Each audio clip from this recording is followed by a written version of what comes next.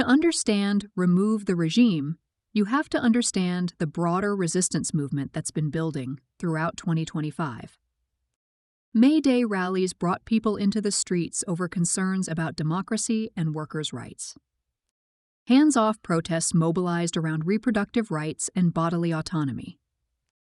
Then came No Kings in October, a massive coordinated action that saw an estimated 7 million people turn out in all 50 states. That's not a typo. 7 million. It was one of the largest protests in American history, and it was specifically about rejecting authoritarian overreach.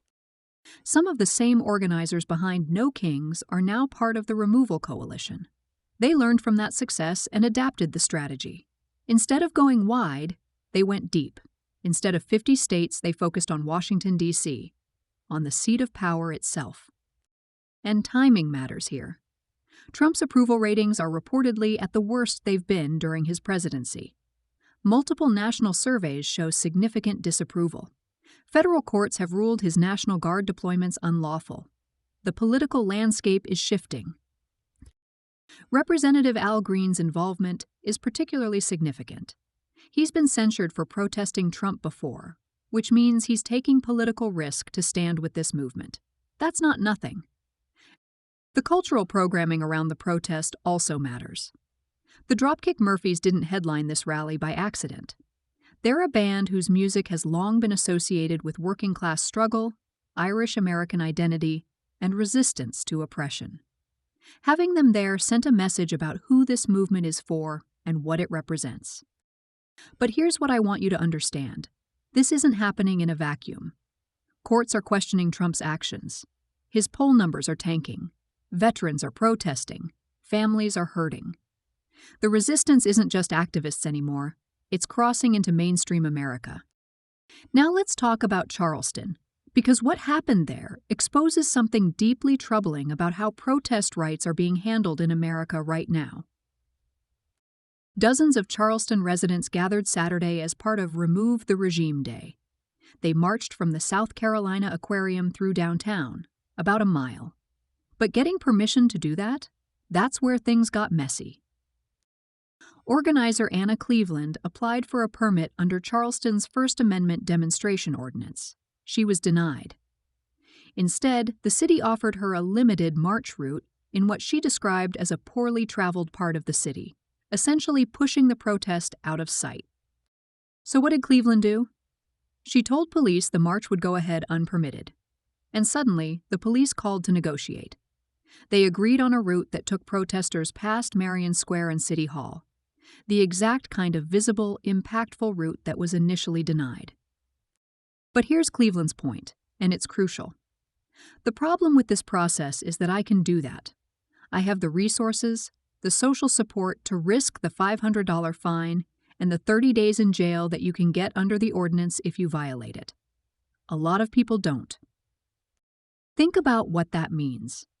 In Charleston, exercising your First Amendment right to protest requires either accepting marginal visibility or risking jail time and fines to negotiate something better. And that negotiation only works if you have privilege, if you're connected, if you have resources, if you're willing and able to take that risk. This ordinance has history. The Charleston chapter of the Democratic Socialists of America says it was passed to criminalize free speech in defense of Black lives, and is now being used to criminalize speech in defense of Palestinian and immigrant lives. They point to criminal charges against protesters at what they describe as a peaceful pro-Palestine demonstration in October 2024, and mass arrests during a protest in Marion Square in January 2025, when 7 people were arrested for disobeying a lawful order. One protester, Mike J., put it bluntly, "It is a concern for us just that it seems like certain voices, certain opinions, seem to get a little bit more attention and regulation from the police than others."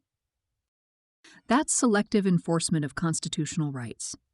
And it's happening in cities across America. The Remove the Regime protests aren't just about Trump.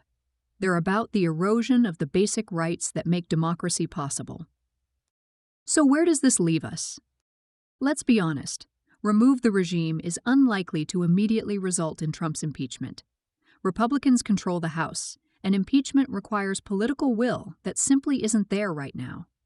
The organizers know this. They're playing a long game. What this protest does accomplish is momentum. It keeps resistance visible. It shows that opposition to Trump isn't fading. It's organizing, strategizing, and showing up in coordinated ways. From May Day to No Kings to remove the regime, each action builds on the last. It also shifts the conversation. When thousands of people gather at the Lincoln Memorial demanding impeachment, when Raperdal Green leads them to Congress, when federal judges rule presidential actions unlawful, that changes the political calculus. It makes what seemed impossible start to seem possible. The White House can dismiss it. They can call it dark money and fringe activism. But when veterans are protesting, when families are traveling 36 hours on buses, when organizers are risking jail time just to exercise their First Amendment rights, that's not fringe. That's democracy crying out for accountability. And here's what matters most. The protesters aren't asking for permission anymore. They're not waiting for the next election cycle. They're demanding action now, and they're willing to put their bodies, their time, and their resources on the line to make it happen. One rally volunteer said it best: "We have a clear end goal, and we're working every week, every day to get him out." That's not a one-time protest. That's a movement. So the question isn't whether remove the regime will immediately succeed. The question is, what happens when thousands become tens of thousands?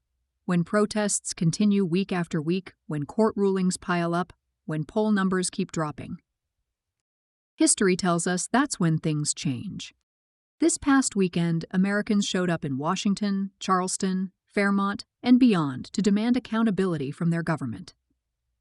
They faced permit battles, risked fines and jail time, and traveled across the country. Not because it was easy, but because they believe democracy is worth fighting for. Whether you agree with their tactics or not, whether you think impeachment is the answer or not, one thing is undeniable: the resistance isn't going anywhere. It's evolving, organizing, and growing. And if you're watching from the sidelines thinking this doesn't affect you, you're fucking kidding yourself. I'm your host, Victoria Sharp, and this has been AYFKM. Stay loud, stay informed, and never stop asking, are you fucking kidding me?